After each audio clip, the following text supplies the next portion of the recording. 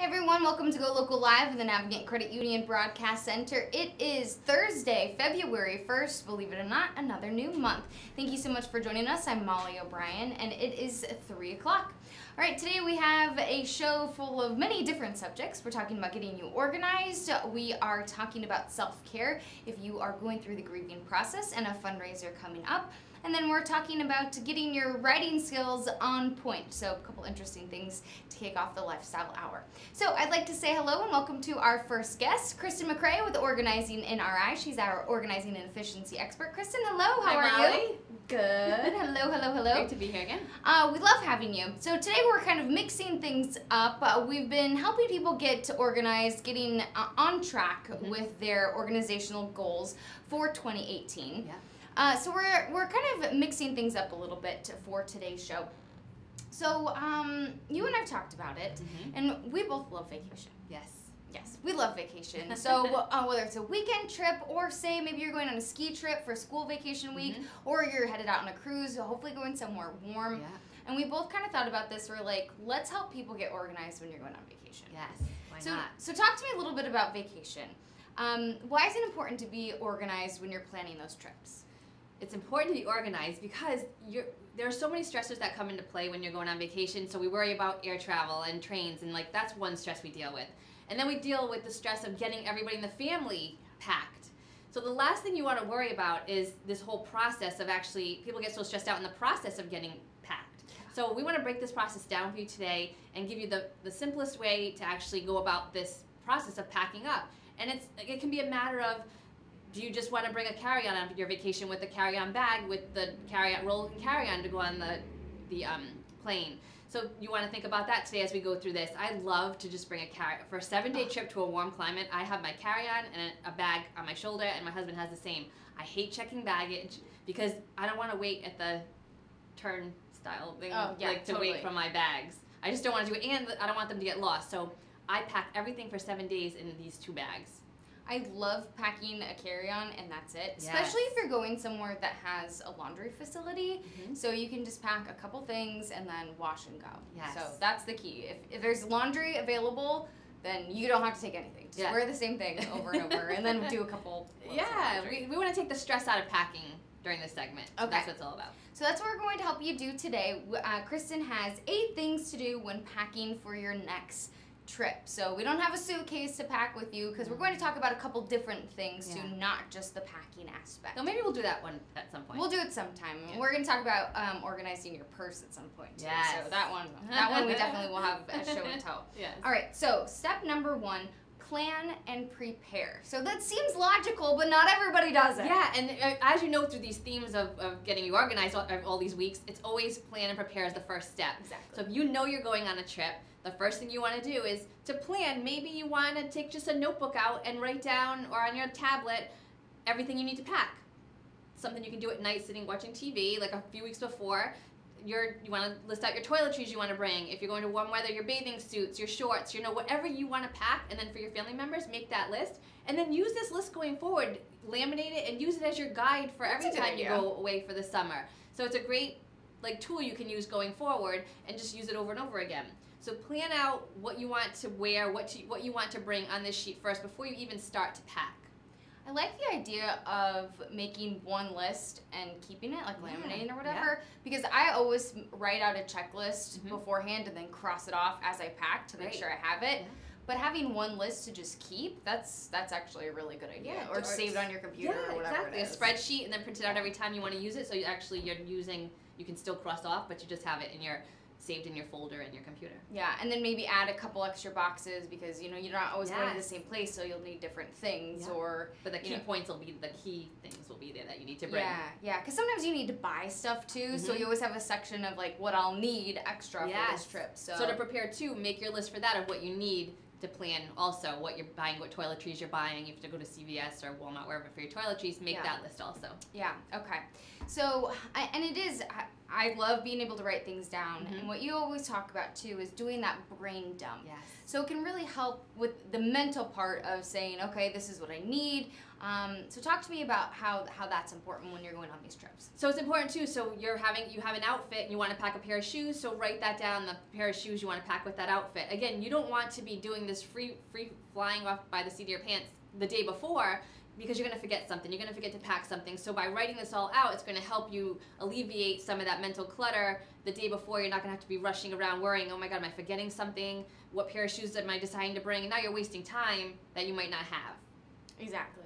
And just really, you want vacation to be it doesn't have to be stress-free Yes. and relaxing. And you want to go into it feeling good about it, not running around like a chicken wild, with like your a, head cut off. wild person, like a chicken with a head cut off. Okay, number 2, simplify the packing process. Wow, you made that not easy for me to say. Okay, number 2. So simplify the packing process by how many outfits do you want? Like how many nights are you going? How many days are you going?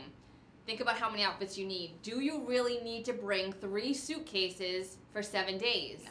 You don't have to. And again, when you go on vacation, you want to just grab what you brought. Again, you don't want to be stressed out worrying which outfit do you want to wear that day. You've already have it packed for Monday or Tuesday, and you have those outfits set out and the shoes that go with them and everything else. So that's all you're grabbing that day. So simplify the process of not worrying about, I need to bring 5 outfits for one day in case maybe I decide I don't want to wear that outfit that day. You're on vacation. Like, that stress shouldn't be a stress you need to worry about. Same with your kids. Like, just bring the outfits, or if they need a few change of clothes, but just plan out that day, each day that you're going to be going away, and then simplify the wardrobe. How much do you really need to bring? I want you to really think about that too. People overpack. They overpack all the time. I see it all the time. They overpack.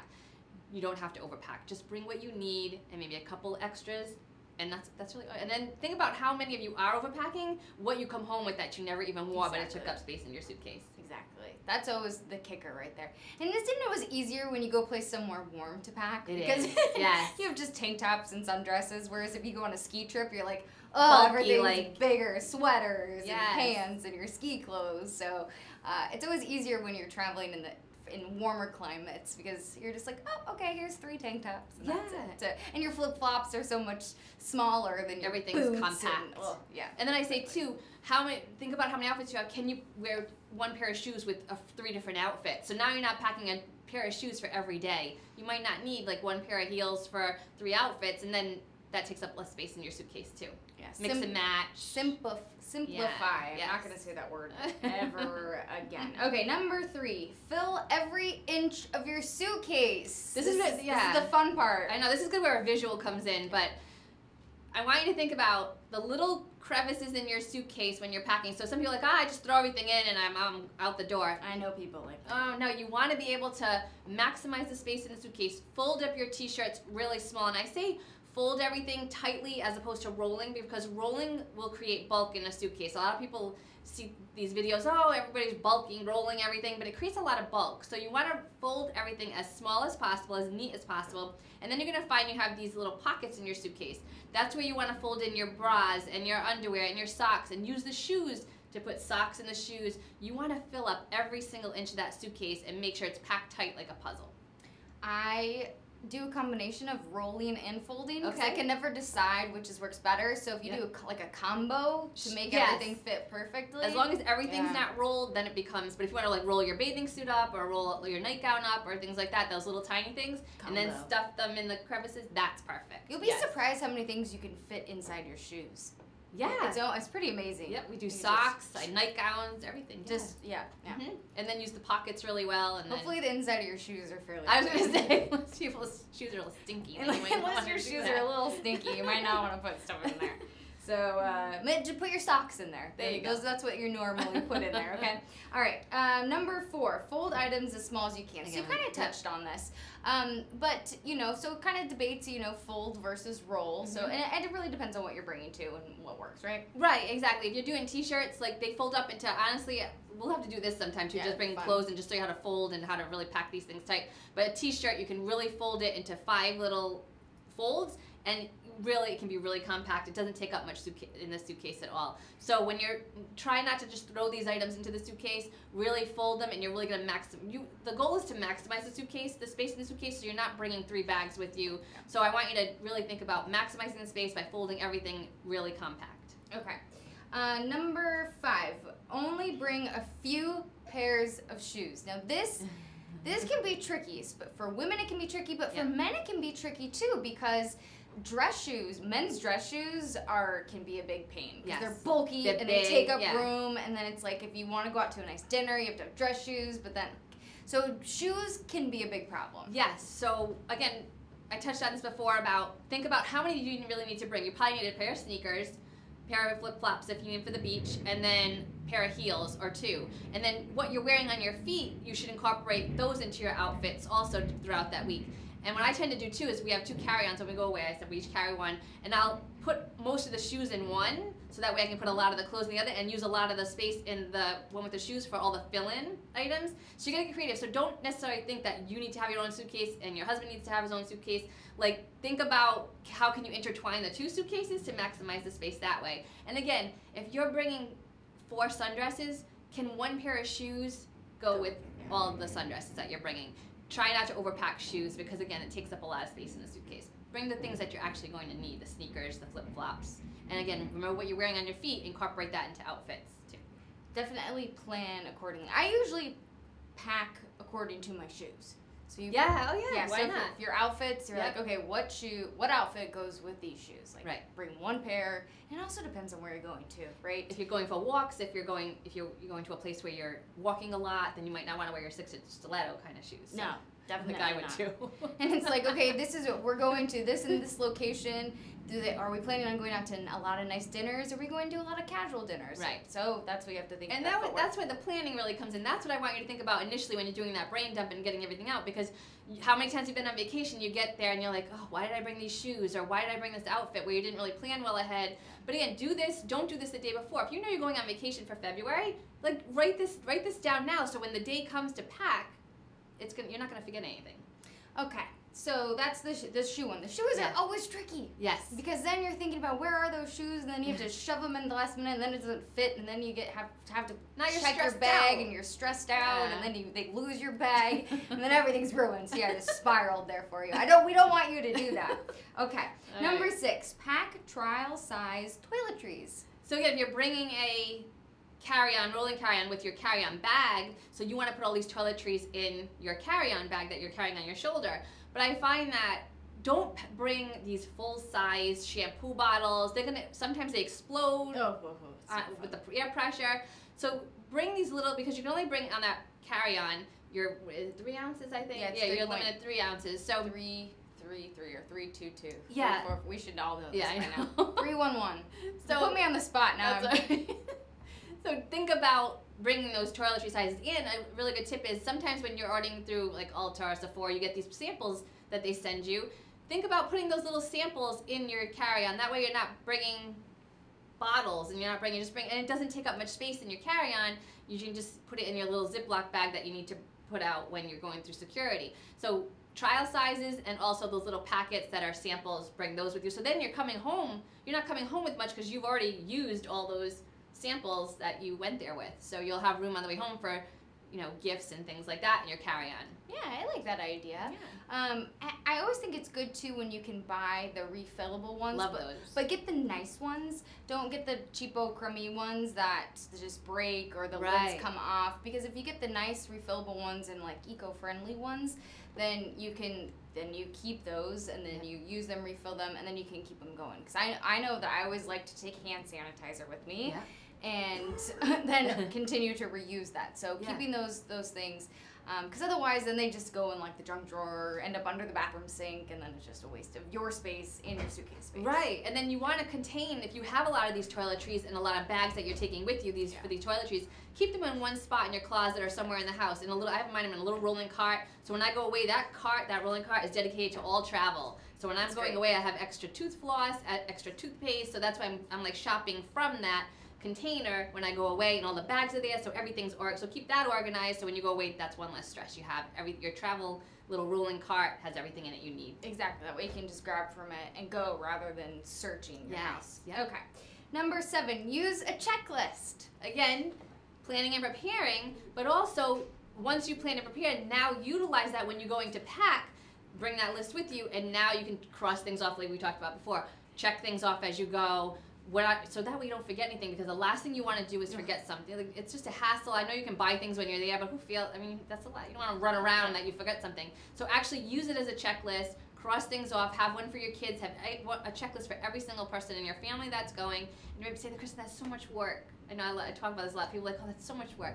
But once you have this checklist done, like I said, laminate it. Put it in your file for and in your computer to use later. Once you have it down, have a winter one and a summer one, then you'll be smooth sailing from there. Okay, number 8. Don't pack 1/2 hour before you leave, which I think is funny, but it happens. Your plane leaves in 3 hours, and you're still rushing to get all this stuff in. Yeah. So what you want to do is you have your list. A few nights before, why not pack all this stuff up, put it in your suitcase, and then the night before, you can pack your toiletries that you're using actually to get ready. You might have some your brushes and makeup and things. Yeah. Yep, but have that bag ready so when you leave that morning after you do it, it goes right in the bag and goes with you. But it's so important not to pack at the last minute. Again, it's another stressor. How many of you have been late to a plane because you're still packing? Yeah. It can be avoided, so make your checklist, then pack a few nights before. My mom, it's funny, they go to Florida every year, and like they go in like now, and 2 months before she's like, I'm packed, I'm ready to go. I'm all ready to go. She's ready to get out of here. Yeah, so think about if it's a warm weather climate you're going to and it's February, you're not wearing your summer clothes right now. This is a great time. Get it packed now, and then throw in your toiletries and your carry-on items later before you go. But it's a great time. If you have 2 hours in your day or an hour in your day in between now and what time you go away, it's a great time because you're not going to be grabbing your bathing suit and shorts and tank tops and sundresses. Just pack it all now. Yeah. What do you think so those are the 8 tips. I'm kind of curious, miscellaneous. Yeah. What do you think for all the cords and the tablets, and because that's what I'm always do. I always have to make an extra checklist for that. Like, do I have my tablet? Do I have my tablet charger? Right. Do I have my cell phone? Do I have my cell phone charger? Do I have the external battery so that doesn't die, and if it does die? What do you suggest for that stuff, and how and when to pack it? So I keep another bag in my travel case. When I'm going away, I have an extra charger in there. I have all the extras that I'm going to need, so when I go away, I just grab that bag. I know what's in there. I know everything I need. So if you want to plan ahead for that, everybody's got extra chargers laying around, extra cords. Throw them in a bag in your area where you're organized for traveling, and then grab that bag. To pack them, I always keep what I'm going to need in my carry-on, and then the rest I want you to, like, again, filter in the actual suitcase, and you'll have room for it because cords don't take up much space. You can just like stuff them in the little crevices, so that might help. And another miscellaneous question: what do you pack in the front suitcases or the front pockets of your suitcase? Because those are always kind of like random space. Right. What do you like to put in there? So I like to put things that don't take up much bulk, like flip-flops. They can go in there nicely. If you need extra socks, extra underwear in the front, if you need to put a magazine in the front of that bag, it's something that you want to grab quickly, but I usually put those in my carry-ons too. Anything that, like belts, anything that doesn't take up a lot of bulk, put in that front pocket. That would be great. I like to do that because if you're putting it up in the overhead, you don't want anything like you want to like be able to put it up there and not have to squish it in. So anything that's not bulky, put in there. All right. So hopefully we helped to get you ready for vacation. I think it's time to book a vacation after go. all that time. Why Now not? that we're ready to go, right? So Kristen McRae with Organizing in Our Eye. We'll put up links to her website on our website, and of course you can check out her weekly column on GoLocalProf.com every week. She writes for us. So thanks so much for joining us. Thanks, Molly. Thanks, Kristen. Thank we're going you. to take a quick pause as we get ready for our next guest here on GoLocal Live.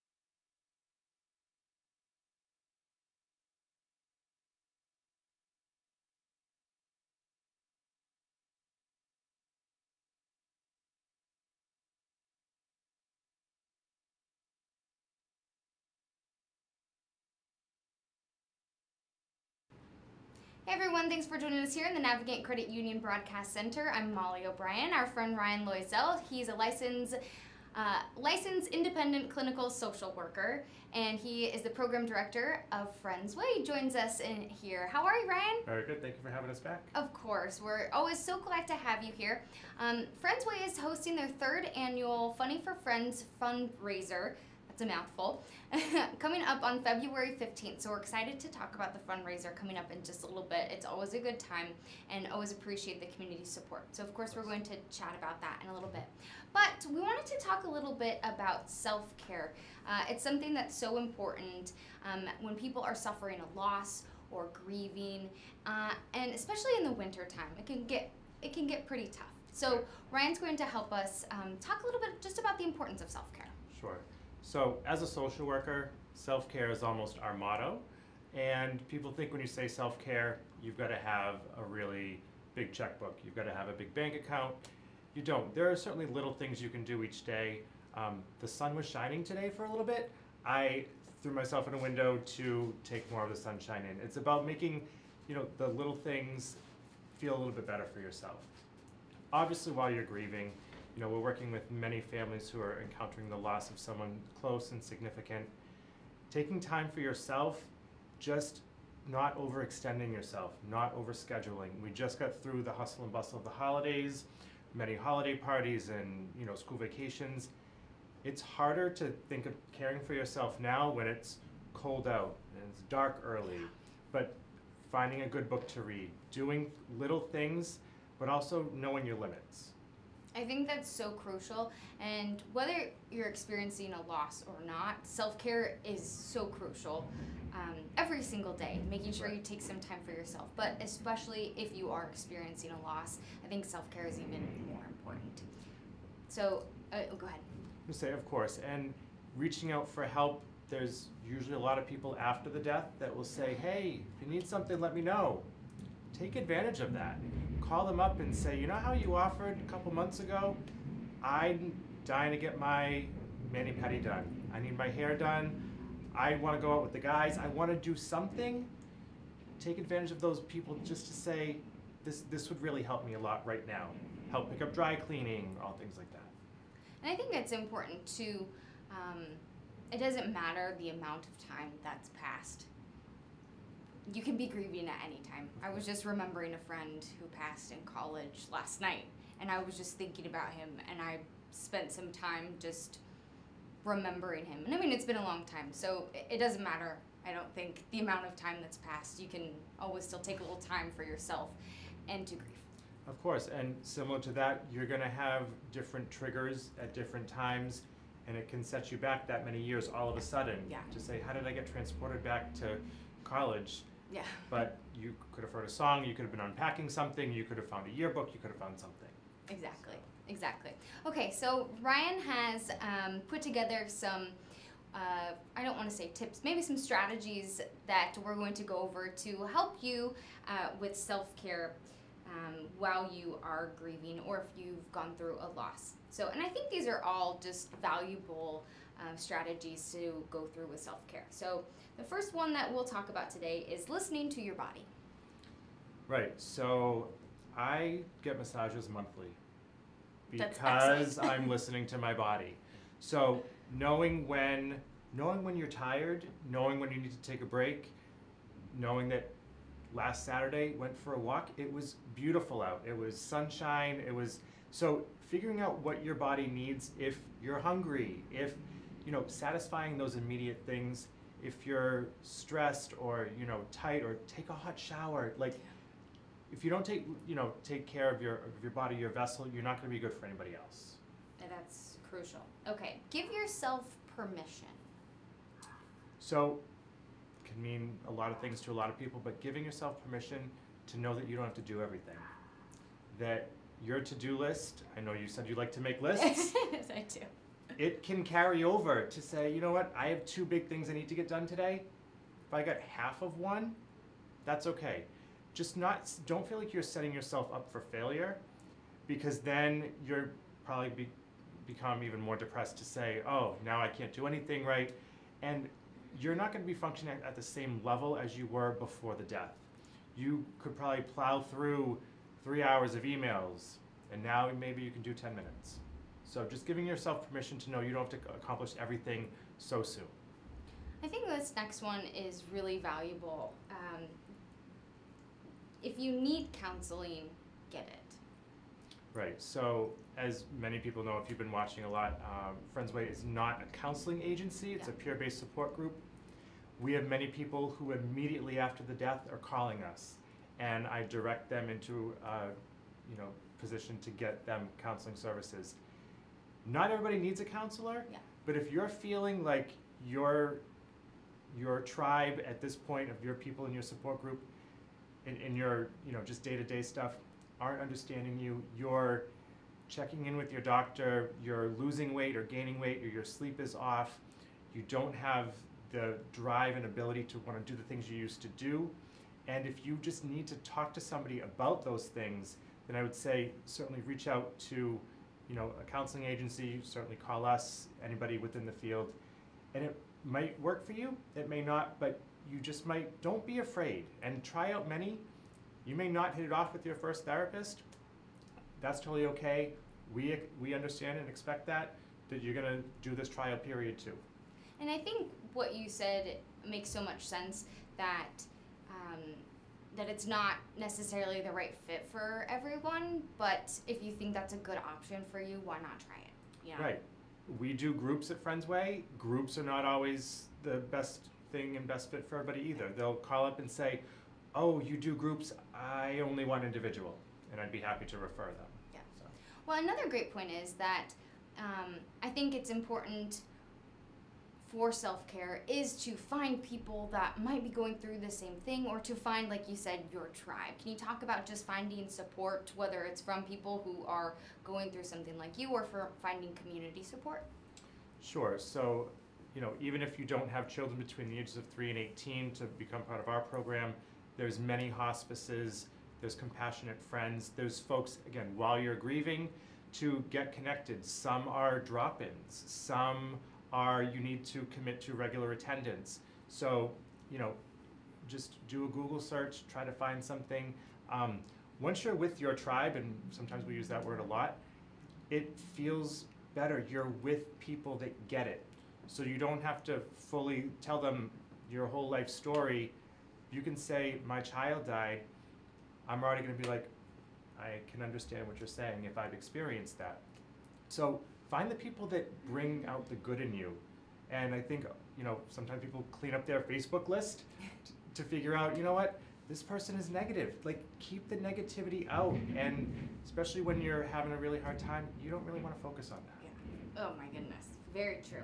Okay, this one might seem simple to read aloud on paper, but not always easy to do no matter what you're going through. But just the aspect of eating well and getting that exercise. Right. Again, way easier said than done. Preparing meals and planning in advance can be hard. But I've had a day where I haven't even really been in my own office yet. But I've had snacks throughout the day, I'm staying hydrated, I'm walking a bit further, so if I'll park further away so I can get a little bit more exercise, because today's not a day I can get to the gym. But it's really trying to do, meal prep or just thought-provoking things to say, you know what, I'm going to be running all day, but here's nuts, here's a granola bar, here's fresh fruit. And again, easier said than done as you're passing a zillion McDonald's and Dunkin' Donuts and everything, but just trying to plan what's going to happen for your day so you can kind of anticipate. And getting a little bit of exercise doesn't mean you've got to do like CrossFit for 3 hours. It's taking a walk maybe during your lunch break if you can with a colleague. I think that's a great idea too, is maybe having that support along with you, is taking a walk, whether it's a 5-minute walk around the block, or maybe having someone with you, like have a sister, a brother, a cousin come over and cook a healthy meal with you. Because if you are feeling very down, you don't always feel like eating, right? Your appetite's not there. Right, and cooking is therapeutic. It's an art, and it can be fun. Bring somebody over, involve your kids in cooking. That's a great idea. Right. Okay, this I think is probably important, because people, if you're going through something difficult, not everyone knows how to respond. Responding is very difficult. Not people don't always know how to react to death. No, people don't know how to respond. It's a very difficult topic. So one thing that you said is to let people know what you need from them. Right. I could write a book. All of our families could write a book on this. But it's about what is helpful. And if you were to say something unhelpful to me, I could do a couple things. I could lash out at you, Molly, or I then start avoiding you. Because if you're bringing me down, I'm going to be like, I don't want her to say, well, you still have other kids. Why are you worried about the child who died? Yeah. Oh, God. Oh. It's filtering those types of things, but it's figuring out what you do need. And if you don't need to add a third event onto, your night after work, then don't. If people don't understand, that's not their problem. It's, you can't let others view you about, oh, well, they're not coming to all these events, or they're not doing all these things that they used to do. It could be grief. It could just be, I don't feel like it. I'm not up for it. And again, paying attention to your body to know what you have to do. Because otherwise, you could show up to everything, but really be empty inside, and you're not totally present, and that's not good for you either. And it's so important to be self-aware and take care of yourself. Of course. When you're going through this. Okay, let's do maybe one or two more, and then we'll talk about the fundraiser, which sounds so great. Sure. Right, which we're going to talk about here in a minute after we're done talking to you. But just writing, I think writing is so therapeutic. It is. We have our kids that will journal. If you call it a diary, kids are not No. really They're not really into into that. it. But it could be a journal. It could be poetry. We sometimes start our groups to say, tell us what happened today.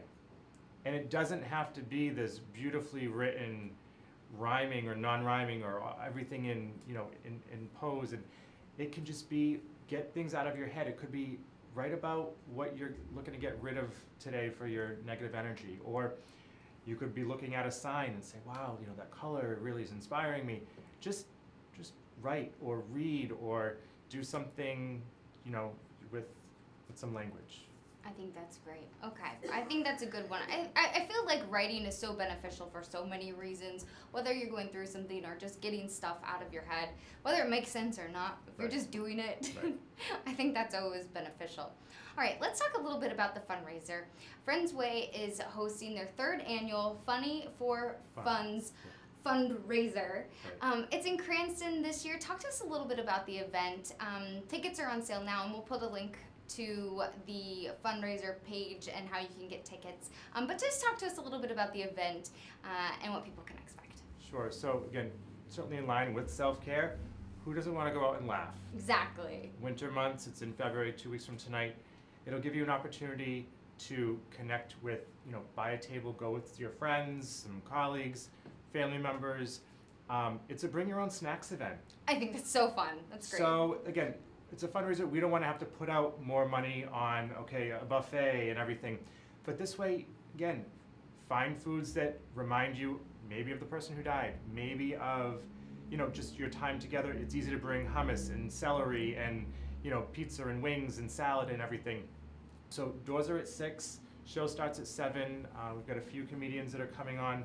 Our headliner, which is actually pretty cool, so Stephen Donovan, who's with Light Rock 105, is also one of our volunteers. Awesome. He has us in stitches nearly every night we see him anyway, unprompted, so we're excited to have him.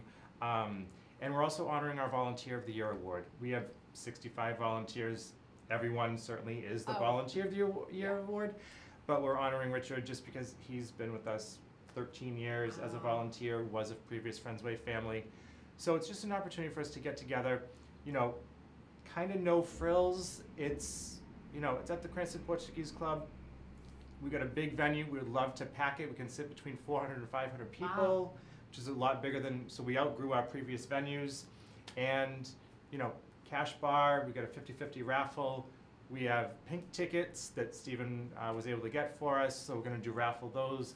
Wine grabs, gift cards, So just be a great event to kind of kick back on a Thursday night and have a few laughs and help Friendsway with some donations. I think these events are always great. Like, you get to go in, you get to be with your friends. So tickets are $25 on your own, and then it's $200 for a table of 8. So Yes. just get like a bunch of friends. You can go in, you go get a bunch of snacks, order pizza, whatever, head on in, and then you're just gonna hang out and have a good time, right? Right, and it's easy, it's pretty effortless, and you'll probably feel a lot better walking out than you did walking in. Maybe a little bit lighter, and hopefully your wallet's a little bit lighter as well. As you're Exactly. leaving. Everything's gonna be lighter, Right. except for maybe you if you ate all those pizza and snacks that you brought in. So you can walk home. So you can walk home. It's that whole idea of self-care. Right. Okay, so it's at the Portuguese Club in Cranston. Like you said, you have gift cards. You're looking, and like I said, I have the link right here, so I'll make sure that that's linked on there. And just talk to us a little bit about what the money goes for, because the whole idea that it's a fundraiser. Obviously, if people want to go, people want to laugh, but talk to us just a little bit about what the money goes to, because Friendsway is such an important and invaluable resource within our community. Sure. So all of our services are free to our families. So that includes, our pizza and arts and craft supplies, mortgage, keeping the lights on, all that kind of stuff, paper products, crayons, all things that I kind of take for granted that I have in the building because we've bought those things to keep things going. Again, it's not through insurance, so we rely solely on grants, fundraisers, and donations to provide all these services, serving over 100 families currently, and we probably serve about 130 annually. Wow. And every penny that comes into the building goes back into the program. So I have a goal of I want to net at least 10, because we've been at like 8,300 the past couple of years. I think we can do it. So we're looking for sponsors. $100 will give you basically advertising to everybody who's there on our table tents and signage at the top, behind the stage. And we're just looking for, again, wine for grab bags, and if you have gift cards, maybe there's a Dunkin' Donuts that you don't frequent. Maybe you're not a tea or coffee drinker. You can give that gift card to me and we'll throw it in a wine grab, and then that'll be an opportunity for other people to kind of thin out their, holiday gift cards that they're not going to use. Perfect. Okay, so you heard him. Contact Ryan if you have maybe a little donation to donate, as well as money. Right, because we want to absolutely. we want to get it to 10 grand. We want at least Or more. At least that. All right, Ryan, thank you so much for joining us. It's always a pleasure. Please, everyone, hang tight as we get ready for our next guest here on GoLocal Live.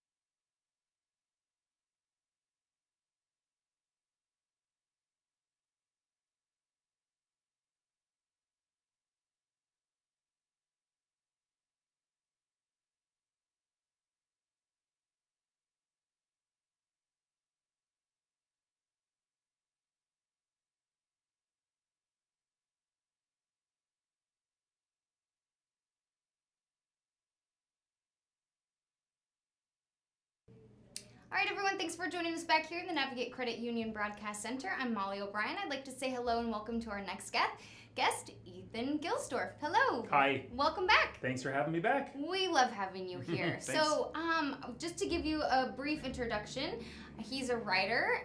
His work has appeared in the New York Times, Boston Globe, USA Today, Newsday, The Washington Post, Wired, Salon, Psychology Today, among many other publications. I'd be standing here all day if we talked about all of them.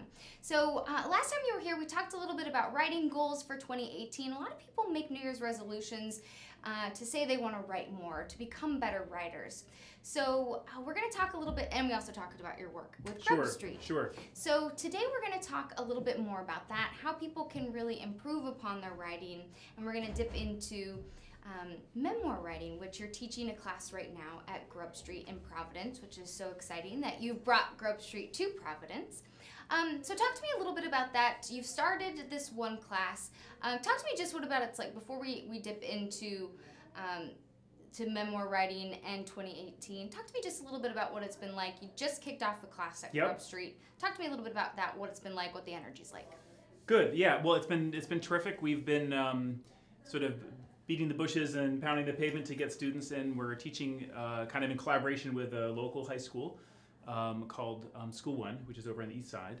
And we're there on Monday nights. And the class I'm teaching, there are two other folks teaching from Grub Street as well. One is teaching short stories and fiction and novels. The other person's teaching screenwriting. And the class I'm teaching is in personal essay and memoir. It's designed for beginners. You know, you never know who's going to walk in the door. And we had our first class on Monday, and it looks like a great group so far. I really always get excited about that first night of class and sort of seeing what it is people want to accomplish. And, you know, for some people it's scary because they've never maybe taken themselves seriously as a writer, particularly with the kind of category of this class being memoir and personal essay. There's sometimes some very burning personal stories and, you know, things that folks want to explore in their writing. And, you know, so they have different levels of experience. But the course is designed to help folks reach their goals, take that baby step or that, you know, big step, whatever it is, in their career to make some of that writing happen. So, which I think is so neat to be able to have something and to focus on it, because people might have an idea or thought but not really know how to develop it. So right.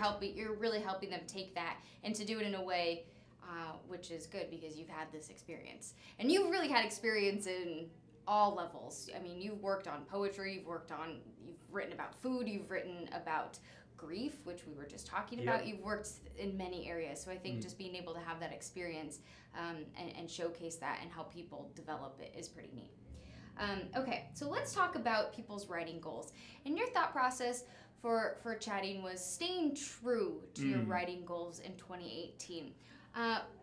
What do you think people need to do to start setting writing goals in 18 before they even stay true to them? Sure, yeah, and this is obviously the time of year to be thinking about it because it's 2018 and folks want to start off on the right foot in the same way that you have goals for, you know, getting more exercise or eating better. And that's really the first lesson is it is like anything else.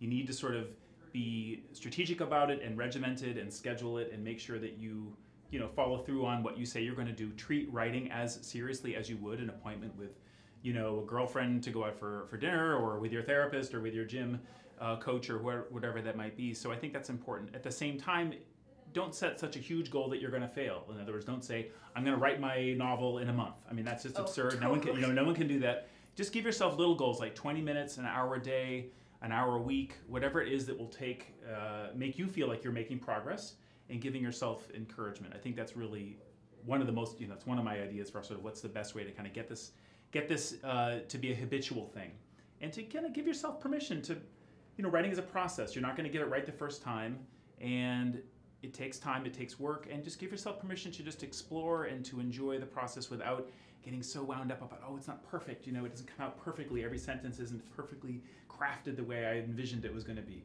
You know, it's like anything, you're splashing paint onto the canvas, you can go back later and fix it, just start writing. I think that's interesting. How do you balance, because you've written in many different sectors, did you ever have to write on deadline and then versus like writing? So how do you know, like, I can go back and fix this, but I really don't have time to go back and fix this? I mean, that's hard. It's hard. I mean, there are sometimes deadlines, whether they're artificial ones or genuine ones. I do, you know, work as a freelance journalist, and sometimes there literally is an absolute time when you cannot revise it any further because it's going to go off the presses or whatever. But I feel like even for example, taking a creative writing class can provide some structure for deadlines, which is motivation. If nothing else, it's your turn to share your work. You better come to class with something. It's never too late to go back and change it. Just get it as best as you can for that deadline you've given yourself.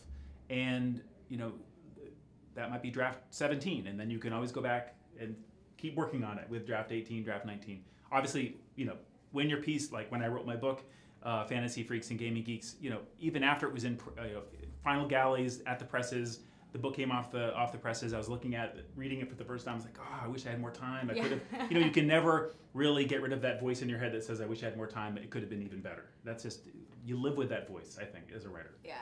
Plus, if you continuously live with that voice, then you'll actually never do it. So get over it, maybe. Exactly. Voice. Those voices are really important to acknowledge and to dismiss. Sort of the, what I have to say isn't valuable. Who am I to, I'm going to be whining and complaining about my miserable life, if you're writing a memoir. These are common voices that are sort of designed to make us feel humble and make us feel like we're not puffing ourselves up and being, sort of full of ourselves. And those are, I think, healthy voices to have. But that doesn't mean that you don't have the right or the kind of, obligation in some cases to tell your story or to feel like, I have something to contribute to the larger conversation about what it's like to be a human being. So interesting. Okay. You said something else when you are staying true to your writing goals is how do we deal with procrastinating and then continue to maintain that goal setting?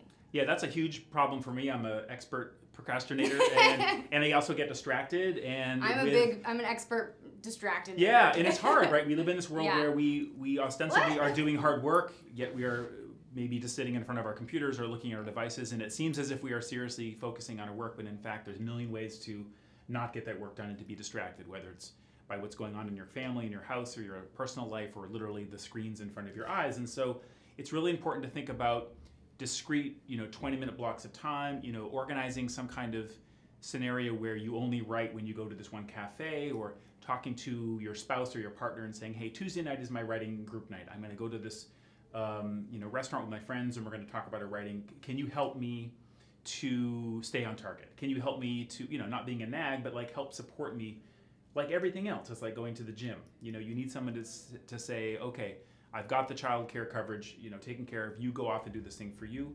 And these kinds of supporting, tricks or whatever, or, support mechanisms in your life can be really, really important. And that also, I think part of that is also being part of a larger community of just other than yourself. Being writing is lonely, you're by yourself, it's primarily a solitary pursuit. But it doesn't mean that even though the writing itself mostly has to be done by yourself, that you can't seek support of other writers, go to literary events, take a class like at Grub Street or somewhere else, go to your local bookstore, lectures by folks coming to some of the wonderful institutions we have here in Providence, at Brown or RISD or PC or wherever it is. Be part of that larger community so you don't feel like you're just alone in your attic garret, with your gloves with the fingers cut off, burning your furniture, to stay warm in the middle of winter. I mean, it doesn't have to be this kind of suffering, a lonely, tortured artist kind of, myth. You don't have to put yourself through that. You don't. You don't have to cut your ear off. You don't have to, be mentally ill. Like, it's totally fine to be normal and be a writer. That's cool. There's other ways to go about it. Yeah. I think that's so neat, though, to be able to, it's valuable too.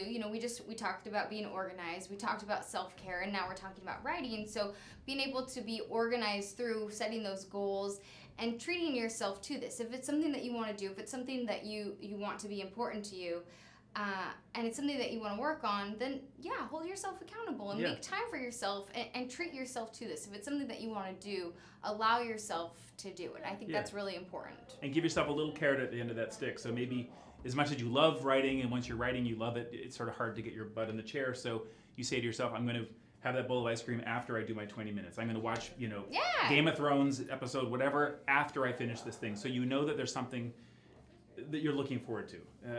In my experience, I dread the sitting down and actually writing. That's the hardest part. Once I'm writing and I'm not distracted, I'm having a great time and I lose myself in it. You know, get into that flow state where it's fun. It might be frustrating, but I'm exploring, and that's a fun, creative space for me to be in. It's just it's a big blank page. What do I do? Yeah, You know, true. scary, seemingly scary, not really scary. And it depends too. Just getting those thoughts organized can also be difficult for people. But that's why you explore these events. You go to classes. You Exactly. be part of a community Exactly. to figure out where you want to take those thoughts and how to get direction and how to get better. So, and it does get better. Yeah, and how to and be inspired by other writers. I mean, of course, you don't have to reinvent the wheel. If I want to write an essay or a memoir or a novel, I don't have to invent this entire new thing that's never been done before. There are other writers out there that have done it before you. True. You know, it seems as if there might have been other people who've done it before us, and you can be inspired by that. And it's craft. It's like building a birdhouse or a chair. There are elements that I can teach you that creative writing teachers can teach you about how to write a scene and how to develop your character and how to explore, you know, time and description and all this stuff. It sort of seems obvious, but it's like if you were to learn how to do another skill like play the violin or, you know, ride a bicycle, there's things you need to know. If the bicycle breaks down, how to fix it, you know, how to stay balanced, all these things. These are things that we can teach in the classroom. I've discovered in my 20 plus years as a creative writing teacher that even if you don't have a lot of experience writing, you can learn a lot quickly, and it doesn't take much for people to go, oh, that's what that is. I can do that. That actually makes me curious because you've worked in writing in so many different genres. I mean, poetry. You've worked describing food. You proclaim a kind of you write about the geek world. Yep. Do those skills transfer no matter what? Because you do teach creative writing and being able to describe scenes, to be able to, do your writing skills, does it transfer no matter what throughout all these different genres? I think so. I mean, I started out writing, initially I started writing out in college, very bad short stories and poems, and then I became a poet or tried to become a poet. And all the training I had early on, for example, in poetry, where there's a lot of attention to the sound of language, to really choosing the right word, you know, being conscious of that. As a journalist, which I spent most of the last 15 or so years doing, you know, thinking about being concise, because in journalism you don't have a lot of space on the page typically. So that comes in. The right word also matters too. And the right word, you know, just having some attention to that. Or my skill as a novel writer comes into play when I'm writing memoir. People sort of forget that the way you write a memoir is not unlike the way you write a novel. There's dialogue and there's character, there's description. We talk about the different kinds of ways you can make, honestly, a scene or a moment come alive, you know. And all the stuff that you read that's in your favorite thriller or your favorite mystery novel, that stuff can be in your memoir. And it can be just as gripping as those books are. And so these skills are transferable from all these different genres. I think that's fascinating and good to know. Okay, so before we let you go, we still have a few minutes. Let's talk a little bit. So you're working on this memoir course, and if people are interested, it's already started, and I believe you're full, right, for this. We are, but we have more coming up. So there's more coming up, including an op-ed course, which is online, which I think is super cool. Which starts on Tuesday. This doesn't require that you live in Boston or Providence or anywhere. You can be anywhere on the planet and takes this class. So this is a 6-week class that starts on Tuesday. Super cool. Called 6 Weeks, 6 Op-Eds, and every week you write an op-ed and you work with your colleagues in the classroom to help give each other feedback and support. And so that's happening. There's this 6-week class right now at School One that's sort of a beginner memoir, personal essay class. There'll be a second one coming up at the beginning of April, which will be sort of the companion to that, but you don't have to have taken the first one to be in the second one. It's sort of more intermediate class. For the moment, that's what I'm doing in Providence anyway, for our Providence listeners or viewers. That's on Monday nights. But the online one is great. Of course, there's other courses at Grub Street in Boston, and the organization where we are teaching these classes, School One, has a couple other local organizations that they work with, including Frequency Writers and Goat Hill Writers, that also use their space. I forget which night of the week it is. I think it might be Thursdays. To teach classes. So there's lots going on here in Providence if you want to take a creative writing class, not just with me. I think I think it's so neat that we just have this. I think it seems like a pretty solid writing community. Just the arts community here is inspiring to me. So let's talk a little bit about what, if people aren't able to join this class, the next one starts in April, but what's some advice you have for people who want to start writing that memoir? I mean, people might be like, oh, my life has been amazing, or I don't know, whatever. Yeah. They think, okay, this is what I want to do, this is how I want to start. What are some ways that people can start before they put either that pen on paper or they sit down with their keyboard? Yeah. Well, the example you gave is great, because I get a lot of people who say this. People have told me that I have this amazing life, and I might say to you, Molly, I've had a horrible childhood. It's terrible. Isn't that awful? And you're not crying. You're not. I'm sorry. Yeah, you're sorry, sort of in a very vague, like nice person way. Okay. But for me, really, to make you feel like you understand what it was like for me to have a miserable childhood, if that was indeed my story, I need to make you feel that. So what I suggest my students do in these beginning classes, in particular, is think of the key moments in your life that were transformative, where things changed, where there was something at risk or something was really going on in your life that was amazing. But bring us into that moment, okay? So in the story of my life, let's say I'm going to write about my mother's traumatic brain injury, which is an unfortunate event that happened to her. And instead of just saying, yeah, my mom had this awful medical event and it was really traumatic for my family, I'm going to instead bring you into the moment when I went in to see her in the ICU for the first time, when I was 12 years old.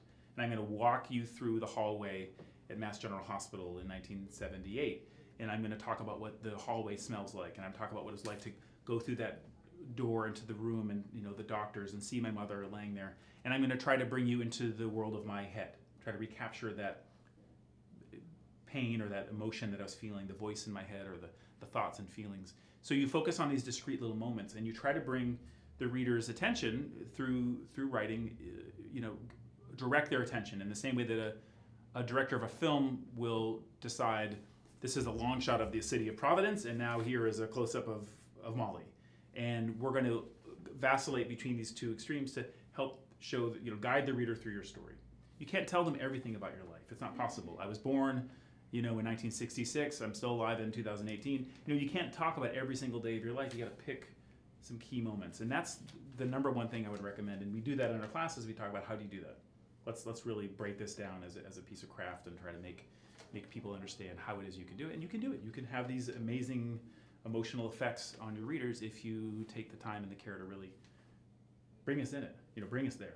Have you heard people's stories where you're like, yes, I would read that? Absolutely. That would be a bestseller. Absolutely. Every student that I've had has amazing stories. Even stories that feel like on the surface they're not, I didn't like go in the Peace Corps or discover the cure for cancer. It's sort of an ordinary life, but everyone has lived. Everyone's experienced heartbreak. Everyone experienced loss. Everyone has experienced these things. And I have students regularly beginners who just the light bulb goes off in them at some point during the class. They find a new way to talk about something, and people in the class are, it's not therapy, but people are crying, people are moved. They are, whatever it was for that person to go through their experience and to live as a human being gets communicated to the rest of us in some way. And that's all we really ask for, is to have that, that emotional communication happening. It's pretty neat to be able to have that experience and to be able to help people get started on whatever journey they're taking, whether they're doing it for themselves, whether they're going to take their writing off in some direction, or whether that's really it. Yeah. Whether it's just going to be a 6-week course because they wanted to challenge themselves in a new way. That has to feel pretty good to be able to help someone get started on whatever journey they're taking. Yeah, and I see it. I'm just there as the facilitator, and I create the structure. They do all the hard work. That's pretty neat. And that part is, very gratifying that I can be part of that. Honestly, that it's something that I can facilitate and just step back and watch it happen. That's pretty neat. Yeah. All right, we're gonna wrap up here on Go Local Live. Kate Nagel takes over in just a minute. Ethan, thank you so much for joining us. Thanks for having me back. Of course. Hope you'll come back once again. Sure. We are going to wrap up here. If you want more information on Grub Street, on the writing courses, or more on Ethan, we'll put links on our website, golocalprov.com. Thanks so much for joining me. We have a fun show tomorrow you do not want to miss. We're talking about a lot of fun things like the Super Bowl and the Puppy Bowl. Yeah, you don't want to miss it. Thanks so much for joining me. Kate Nagel kicks off here in just a moment. Hi everyone, welcome back to the Navigant Credit Union Broadcast Center. I'm GoLocal News editor Kate Nagel. Thanks for tuning in for the 4 o'clock news and politics show, and we've got a busy one for you. The big new Rhode Island tourism campaign, Fun Size. We've got the Chief Marketing Officer, Lara Salamano, here in studio with us. We're going to be talking about the new net neutrality campaign as well. But as we do every Thursday, we kick off with Ray Rickman, former state representative, former Deputy Secretary of State, now heads up Stages of Freedom, comes in studio to give his big view. Thank you, Kate. So I brought my notes because I don't want to mess up today. I never want to mess up. You know, I'm my mother's son. In recent weeks, the National Black Police Officers Association gave me an award, national award, for 40 years of service to police, police leadership, and the community. And both for my work in Detroit and for my work here and the little work I've done in Boston and training around the country with police officers. And I was thrilled that someone had been watching to receive that award. The other day, I received another award, and I'm wearing it. It's a tie, and it's the bicentennial tie from 1976. And you'd think this isn't much of an award. Well, it is. A retired police officer, 65 years old, came in and gave it to me and thanked me. I've been doing training with police, haven't done any in the last 4 or 5 years, but for about 25 years I've been training police, diversity training, conflict avoidance, sexual harassment prevention work. And he'd been to 2 of my workshops, one 30 years ago and one, my last one, 3 years ago. And he told me I was the cat's meow, that I knew how to talk to police, and not many people do, and that he had learned. So he brought me this present. So this has encouraged me to talk a little bit about the FBI. So for the last 40 years that I've been paying attention, the Republican Party has been pro-policeman, pro-FBI, pro-CIA, pro-national security. They make their bones on it. They get elected because they're going to keep us safe at night. That's one of the 3 platforms on which the Republican Party has stood, probably since Eisenhower. And now they are eroding and destroying, not on purpose, one of those standings. They're busy attacking the FBI, they're busy attacking the Justice Department, they're busy, less so, but they're busy attacking the CIA because they think 1, 2, 3, 4 FBI agents and maybe someone at the CIA did something wrong during the Clinton-Trump campaign against Carter Page. Carter Page, a low-level operative in the Trump campaign. He is accused of a whole lot of things, much of them dealing with the Russians, and they're facts. Now, whether they're crimes, we'll see. But he did do these things, and the government asked the FISA court to wiretap him. And you need special permission to wiretap an American, and they got it. The level of evidence is that high. You have to say he did this, this, this, and that, and it warrants us looking at him. So the Republicans are trying to destroy the reputation of the FBI at a time in this nation in which we need law enforcement to be at its best and to have connections with us, the public. The Republican Party, Speaker Ryan, the 12 members of that intelligence committee should be ashamed of themselves for denigrating the security forces that the nation so much needs.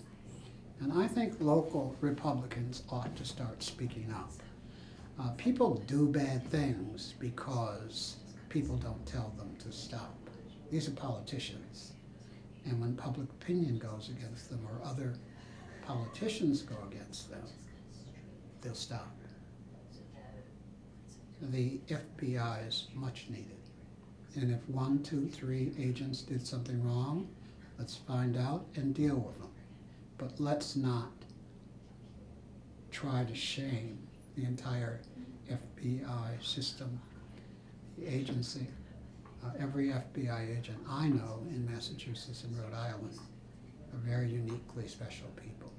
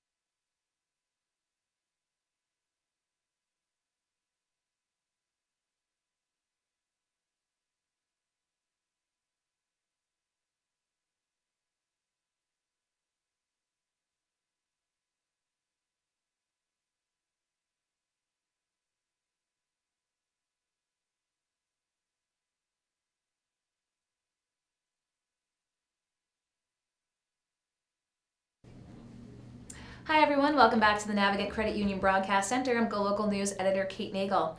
I'd like to thank Ray Rickman, as he does every Thursday, for coming in to give his big view, but I'd also now like to welcome my next guest into the studio, Chief Marketing Officer for the state, Lara Salamano. Thank you so much for coming in today. Thank you for having me. It's been a busy day. Has been a busy day. Busy couple of days. Busy couple days, busy few months getting this campaign ready to launch, and it's the Fun Size campaign.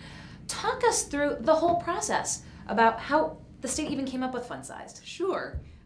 It's actually been a very busy 16 months. My team says they're exhausted. So we have hit the ground running. We're doing a lot of great things, and we have a great comprehensive marketing plan, which includes a great website and social and PR and all these pieces that we need to market the state. Fun Size came about a few months ago, probably 6 months ago now. We were talking about how we could really get out and make a big splash in advertising when we're talking to our consumers. So my job is to get visitors to Rhode Island, to get heads in beds, and so we brought on Nail Communications, who's right down the street from you, and they're a wonderful creative team, Rhode Island team. They really know the landscape, and we brought them on last March, and we brought the regions together and ourselves, and they did a great job of researching and understanding what's going on in the state, what is resonating. We did a lot of research just on the State of the Union as tourism relates to Rhode Island. The State of the Tourism Union. That's right. So, who comes here, who doesn't, where we over-index, where we under-index. And one of the things that we gleaned from that report was that we really under-index with millennials. Okay. Our competitors, they do much better with millennials, meaning, Massachusetts, our surrounding states. And so we need to bring those guys into our fold. I mean, they are the largest demographic. They're going to have the most discretionary income. And we don't want to alienate anyone else, but we certainly need to bring millennials in. So that's sort of where we started. Okay, we need to target this market. So then we just started thinking about what the state means. And one of the differentiators, and when you look at tourism advertising, which I recommend you all do because it's a surprise. Not a surprise, really. There's a ton of oceans and beaches, and it's sort of the same. So we said, when we get out there, we need to break through the clutter. When you're going on orbits, or you guys know, you're a digital channel, you understand. When you go on, you need to make sure that your ad is going to stop someone. They're going to click on it, and then they're going to come to our website. And that's really where they're going to get their Rhode Island experience. And it's catching them immediately, especially online. That's right. Seeing that right away. And targeting the millennials, let's talk a little bit about this, because the Fun Size, when you think of Fun Size, it's like, just it's manageable and it's fun and it's great, because I think a lot of times when people think of vacation, sometimes it can be a little overwhelming, like New York City or Boston, there's a lot to it, but you're like, hey, come on in for a night or two or stay even longer, and it's manageable. That's right. And actually a few of the concepts we had batted around were things similar to that. You go to New York, it is overwhelming, and these millennials, they travel 3 to 4 times a year.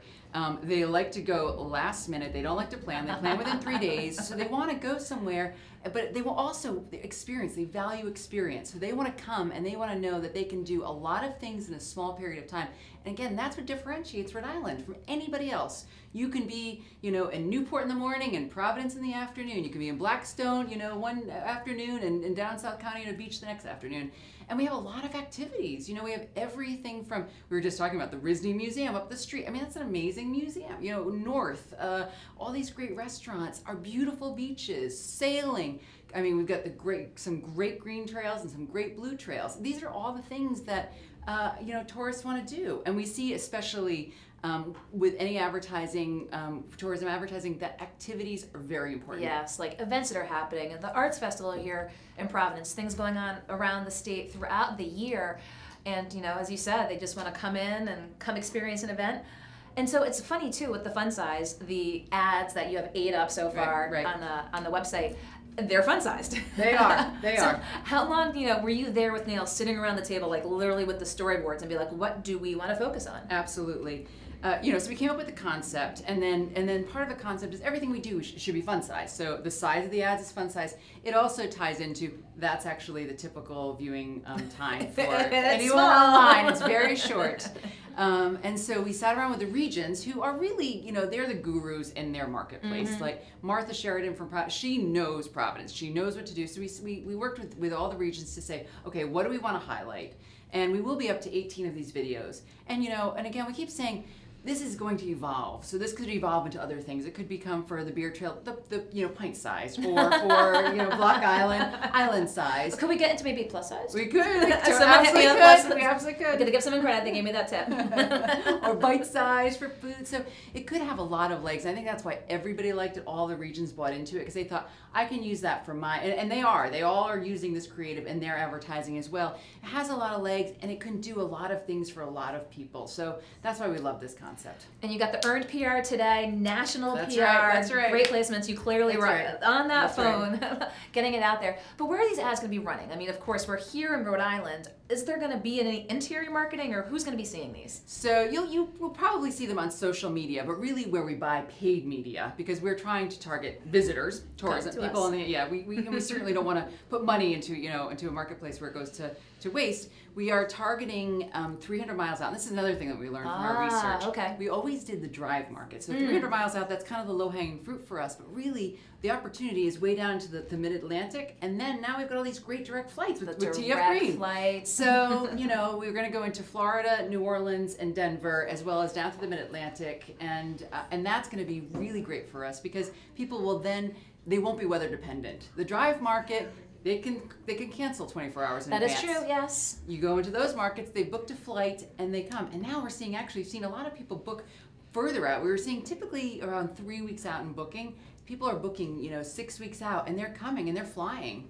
So they're taking those flights. The rollout today, what's the reaction you've gotten so far? Very positive. And I know I'm a Rhode Islander, and we had tested this, and we talked about, we had tested this, and we knew, and that's part of, what we had to do, and why, we had to make sure that what we're doing works. There's no room for mistakes. So we, put this out, and we saw that 85% of people that actually saw the ad said it would motivate them to come here. So we knew it was going to be pretty successful. And as a Rhode Islander, and we had vetted it with a lot of industry leaders and folks from around here, so we knew it was going to be successful. People are really embracing it. I think they get it, Fun size. I mean, we are a small state, so it's the little size, but as you said, multiple other kind of size right. campaigns as well.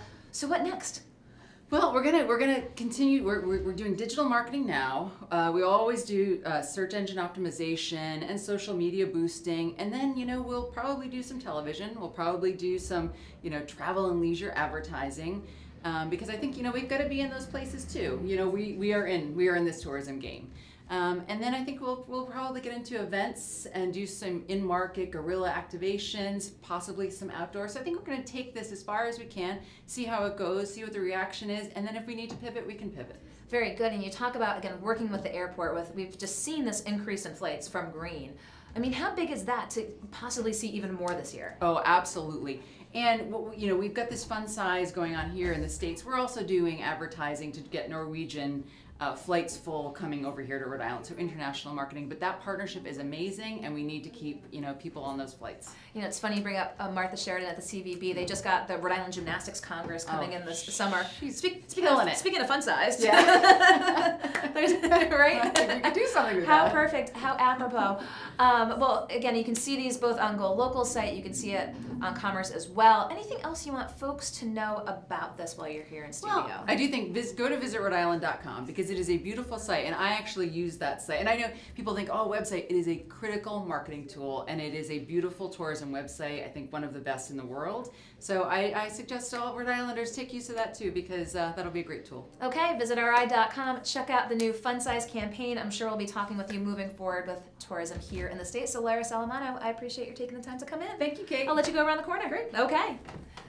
The big news today, the new tourism campaign launched here from Rhode Island, Fun Sized. Having in Chief Marketing Officer Lara Salamano to talk about working with Nail Communications, putting together the videos More to Be Expected, and how they came up with this concept and what their plans are moving forward. So I appreciate Lara coming in today to talk with us here.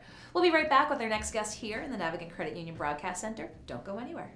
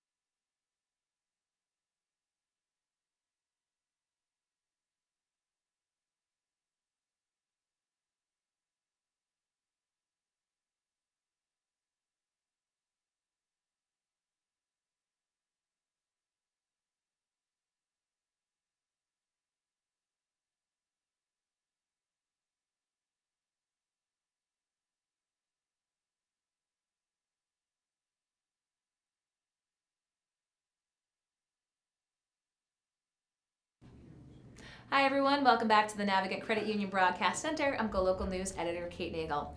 I'd like to thank Ray Rickman and Lara Salamano coming in as my first guests, but here's my Thursday regular GoLocal columnist Bob Wickham. Bob, thanks for coming in. How are you? It's good to have you back. Nice to see you. It's been a busy week. It has been crazy. And I think we'll just start because we just had Lara Salamano on talking about the new fun-sized Rhode Island tourism campaign. What's your thoughts? I think it's a great, I haven't studied it, I hope to do it after the show, but I think it's kind of a nice motto. I think it's pretty good. That was invented by somebody here, right? Oh, yeah. Yeah, not by somebody in Reykjavik. By the way, the what cooler and hotter and what all that stuff. Actually, I don't think they hurt the state. It got so much publicity. All PR is good PR. I mean, The Economist ran an article about, as you know, it was in the Times. It was all over the country.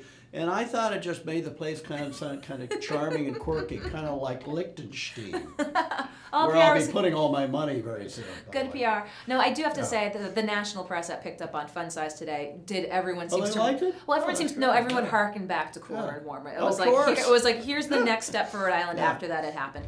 But Fun Size, bite size, targeting millennials. She said they were under indexed. You gotta do that. You gotta coming do in, that. wanting to come in for a few days for events. I mean, it's a new world order. Bring them in and hope they buy a loft in Pawtucket. And that's the Come stop at the train station, No, buy a loft. You got to bring. We have an old population, not as bad as Maine. Maine's got the oldest one. We've got one of the older ones. Got to make this place hip, as Brooklyn has become. I mean, Brooklyn was considered a very dangerous place to go in my time when I lived in New York. Did you ever live in New York? No, never lived there. You were asked to leave. I know about it. Okay. So anyways, but now all the kids are living there. It's gotten so bad that it's more expensive than much of Manhattan. So now they're starting to complain they're all moving to Detroit, like my daughter.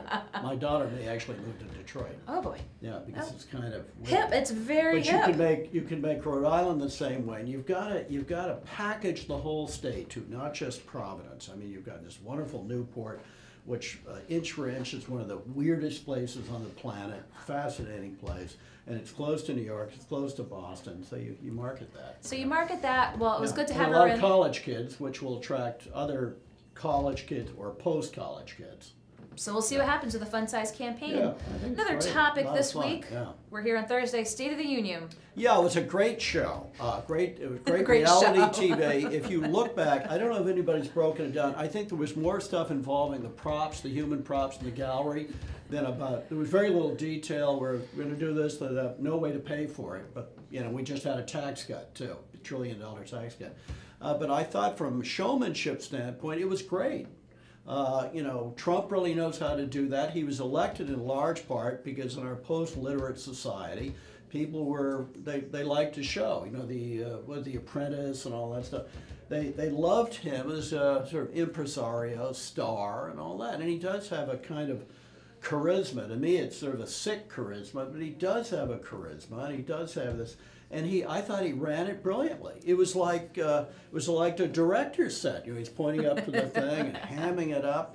And I think that's what you take out of it. This has become a sort of post-literate, post-fact, and optics obsessed, he says. Well, on television, I'm saying this, of course. What a phony. What a fraud. But more performance and substance-based, is that the whole thing was just a performance, as to some extent was young Joe Kennedy. As we were talking about chapstick before coming in. Who I thought was impressive in a way. He's very intense. I think he was very passionate. By the way, he's a teetotaler, too, something important. I thought some of the optic was wrong. They shouldn't have done, him to start off. I thought he's a very engaging guy. They should have picked some guy from Toledo, industrial Midwest. The people who gave the Electoral College to Trump.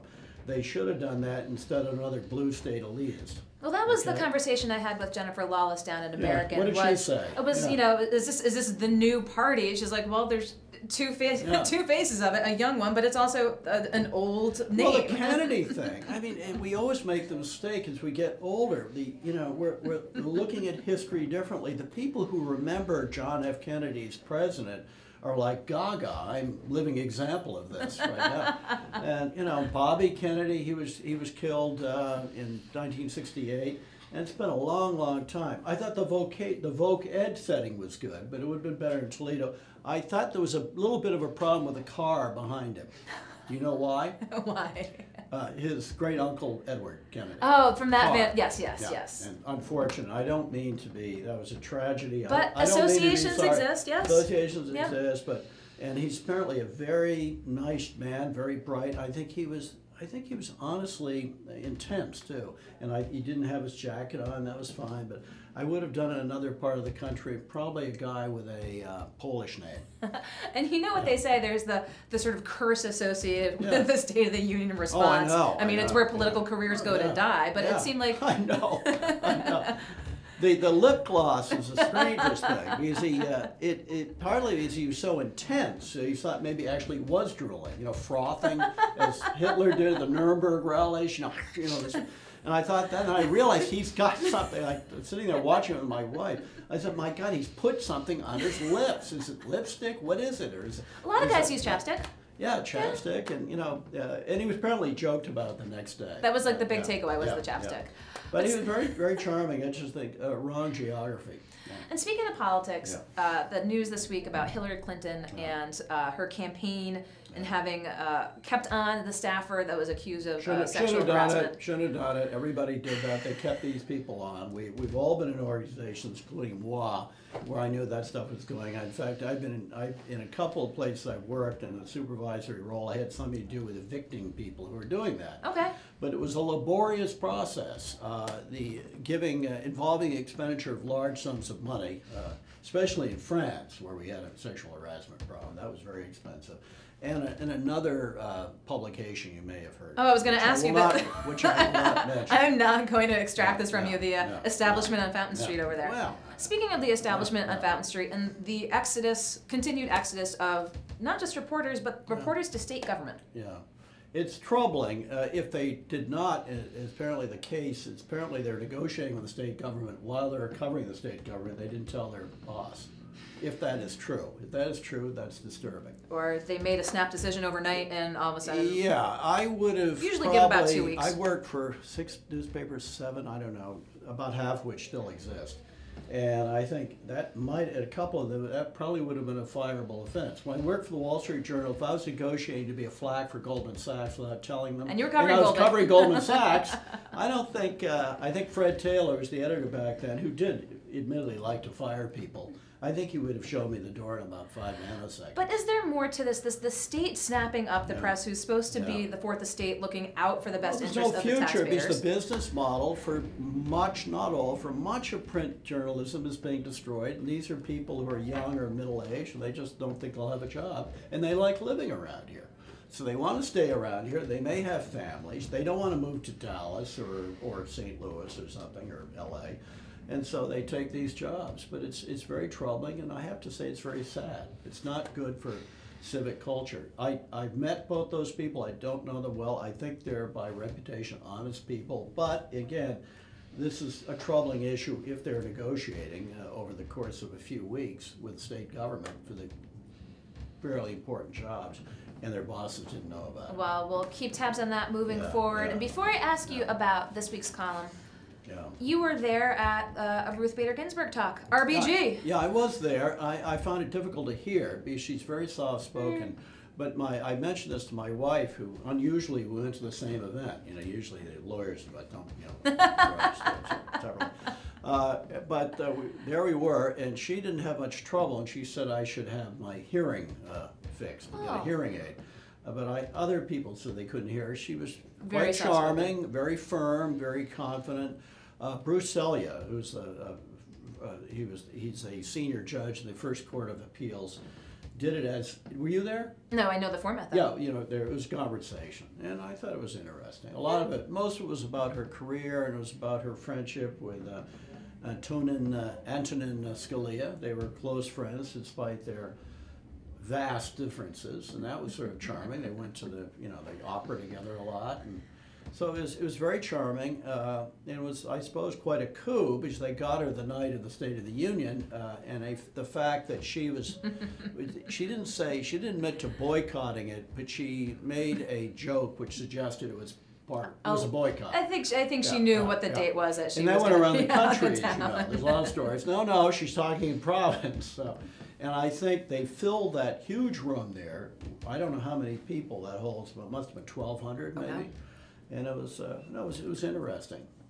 It was interesting. So Yeah. what can we expect in the column this weekend, Bob? Well, we're talking about there's a very good piece by Ms. McDonald in the Providence Business News about creating a statewide free trade zone, which I think is a great idea. I mean, all Rhode Island is a giant archipelago and a bay, and I think that has tremendous potential. I denounce people who complain about the pickup cost for Uber and Lyft at Queens Airport, because the airport needs the money. The airport's been improving, and it's lost a lot of money because of these ride-hailing services. You know, they aren't getting the money from the cabs they used to have. There are fewer rental cars. So I think it's perfectly justified that the state charged $6 for a pickup charge. Thoughts Yeah. on Amazon, JP Morgan, Berkshire Hathaway forming That's their own a non-profit fascinating thing. healthcare company? I think that's a fascinating thing. Probably bad news for CVS because, I mean, together, all those three companies together, Morgan, Amazon, and Berkshire Hathaway employ, I'm guessing, a couple of million people. But they're so visible, so important companies. This could set a model, and if they can actually do what they're promising, which is to create a non-profit health organization, I think it could have a huge impact on lowering cost and actually improving care. And I think it's a great sign. It will hurt insurance companies, obviously, okay? Insurance companies, and it could hurt some of the pharmacy chains too. I think it's a total disruptor. Total and we disruptor. had Dr. Bigger than CVS buying Aetna. Absolutely. Yeah, We had Dr. yeah. Michael Fine in the Did studio. you say the same thing? Well, he's so, that nonprofit yeah. model. Because I talked with him, I said, these are, the biggest profit-driven Yeah, companies because yeah. what's the biggest cost for an Oh, employer is yeah. healthcare. It's driven companies to bankruptcy. in their own self-interest to drive down the costs. Right, and have healthier employees too. But so you got huge bank, a huge conglomerate, really a kind of mutual fund for rich people, Berkshire Hathaway, and the biggest retailer in the history of the world. Okay, very important question. Yeah. Are you watching the Super Bowl? Yes, I will. I You going to a big party? The playoff. I watched the playoff a couple of weeks ago in a motel room in Delray, Florida, and I'm going to do this. Now, most people keep me away from their parties. It's a public health issue. Well, before you watch the Super Bowl on Sunday, be sure to read Bob Wickham on GoLocal. So, Bob, I appreciate Okay. you coming in. Let you go around See the you corner. soon. Okay, Bye. take care. Bob Wickham, as he does most every Thursday, comes into the Navigant Credit Union Broadcast Center to talk about the week's biggest news, what we can expect in this column this coming weekend. So, I want to thank Bob. Don't go anywhere. It's a busy day here. We're going to come back with our next guest. A new campaign kicked off today. We'll bring you more on that in just a moment.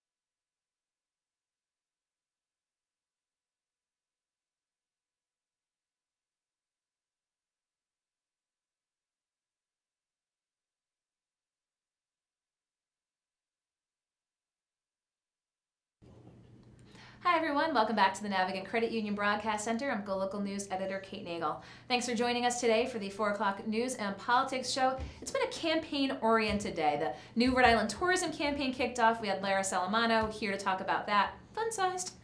And now there's a new campaign also kicked off today as well with legislation introduced to address the net neutrality repeal by the FCC and what the state could potentially do to address that. I have Michael Beauregard, the president of the Rhode Island Young Democrats, here in studio with me to talk about this. You were just up at the State House, legislation introduced. Tell us the nuts and bolts. Thanks for having me, Kate. Yeah, and really the legislation as it's been proposed in Rhode Island is a state-level net neutrality law, really replicating what we already had at the FCC level and which was recently rescinded by President Trump's FCC regulations. And what this would do is it would provide guidelines for any contractors or subcontractors of the state to abide by a net neutral principle. And the hope with this legislation is that the collective buying power of the state of Rhode Island and all of our contractors and subcontractors would essentially incline internet service providers to offer that net neutral environment to all consumers. It's not only a good business practice, but it's also something we need for a vibrant internet-based economy in the state. So the campaign kind of officially kicked off today in support of this legislation. Tell us who showed up today and what was the tenor of folks who were there who said, we need this? So yeah, so there were overwhelming amount of young people there. I think it's something that, particularly among my generation, millennials, just a lot of support for keeping the internet free and open, and really making that information body that's out there still equally accessible to all.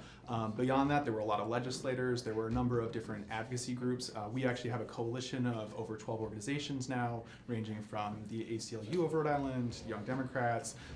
We have a number of different youth-oriented advocacy groups, as well as public interest groups like the Rhode Island Library Association, which see this as a critical issue to access of information. And we'll, of course, put links up after the fact here, but if folks want to get more information about the campaign, where should they go to? Well, there's a couple places. You can check us out online. If you just, on Facebook, Net Neutrality, you will find our campaign in Rhode Island, I'm sure. But you could also check out the Young Democrats of Rhode Island Facebook page and website, and those are great opportunities to get involved. Are other states taking a similar approach? Yep, actually, a number of states have taken similar and different approaches to doing a state-level law. I believe California actually just took a very bold approach and did the whole kit and caboodle, and really it's a net neutral protection law for all consumers. All consumers. And that certainly has issues of potential preemption at the federal level. A lot of other states are doing what we're doing, which is focusing on the subcontractors and contractors as a more safe way to prevent preemption issues. But I think we will be also taking that broad approach as well and see what we can get to stick. And the places you said folks to go for more information, I'm assuming there's an e-advocacy tool, getting in touch with your legislator and letting folks know that this is important to you. Yep, we'll be sustaining the campaign for the next, as long as the session goes on. So we will we'll have letter writing, emails, and a lot of opportunities for people who are interested in this campaign to get involved. Yeah, I mean, the legislative process being what it is, are there going to be more public outreach events to let folks know what's going on? Definitely. I think we're trying to still feel out how the response has been, which I think has overwhelmingly been positive. So I think next steps as to where we want to focus our efforts will kind of determine, or be determined based on how this kickoff goes. But everything we've been hearing so far has been overwhelmingly positive. It's something 83% of voters support. So it's not like this is a contentious issue. Frankly, it's really the people versus internet service providers. And do we want to just give them more money for the same thing we've been getting for a long time? So we'll see what happens moving forward. We're here February 1st. The GA session is well underway. But sort of the big elephant in the room is the PawSox. Do you think that, talk with us a little bit about that moving forward. Is this an issue you're involved with, Michael? I'm not. I've Young Democrats, and personally I've stayed pretty far away just because I think there's merits to both sides of the argument. I mean, certainly we don't want to see a state treasure like the PawSox leave our state, but I also think in an era of competing priorities and the many different things that are competing for the few dollars in our budget, is it the best use of money? So I have not taken a position, and I stand by that, but I certainly know there's a lot of people who have strong positions both ways. So talk with us a little bit more about the Young Democrats' kind of legislative agenda this year and what you're looking to see accomplished up at the State House. Well, net neutrality has really risen to the top as our top priority, certainly with the youth interest in this, but also just it's something everybody our age can connect with, can identify with, and so it's really just been a hot button issue that we've really rallied around. We're also working on legislation to focus on some of the issues around school lunch in Rhode Island. I'm not sure how much people are aware, but there are issues about people who are able to access free and reduced lunch options don't always get that access quite easily, and also there's a good amount of shame that comes along with going after that, and so we want to come up with policies to really reduce that shame and make sure that everybody who needs a free or reduced lunch in Rhode Island is getting that. Okay, very good. Well, we're going to continue to follow everything coming from the Young Democrats, but in particular this issue, the campaign that kicked off today for net neutrality here in the state. We'll provide more links if you're looking at this afterwards. So Michael, I appreciate your taking the time to come in. Thanks so much, Kate, for having me. Take care. I'll let you go. Okay. Michael Beauregard with the Rhode Island Young Democrats. Legislation introduced up at the State House today to address the FCC's repeal of net neutrality and how the state could potentially address the issue by making sure that vendors and folks who use internet service that would have to adhere to the net neutrality principles. So we'll continue to follow this issue moving forward. I appreciate Michael taking the time to come in. We appreciate your taking the time to watch and giving us feedback. We appreciate your support. We'll be back here in studio tomorrow. We've got a couple of Super Bowl focused guests who are going to be in here in studio. I'm going to have Jarvis Green at 4 o'clock in his new initiative. Molly O'Brien will also have great guests at the 3 o'clock hour as well. So everyone have a great Thursday evening. We'll see you back here tomorrow. I'm GoLocal News editor Kate Nagel.